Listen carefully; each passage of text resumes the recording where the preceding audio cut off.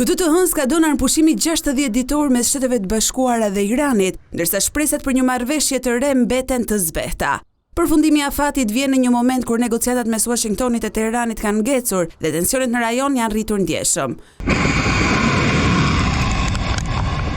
Palët nuk kanë arritur ende një marrëveshje për zgjatjen e armpushimit. Përpjekje diplomatike po vijojnë përmes ndërmjetësve, por deri tani pa një rezultat konkret.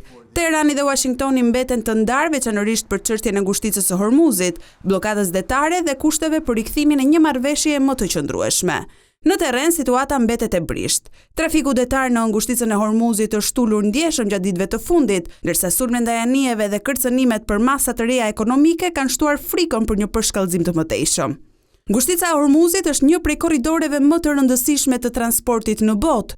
Çdo pengesë serioze në lundrimin përmes saj mund të ndikojë drejt për drejt në furnizimin global dhe në çmimet e naftës. Tregjet kanë reaguar tashmë ndaj pasigurisë, ndërsa investitorët po ndjekin me shqetësim çdo zhvillim të ri mes dy vendeve.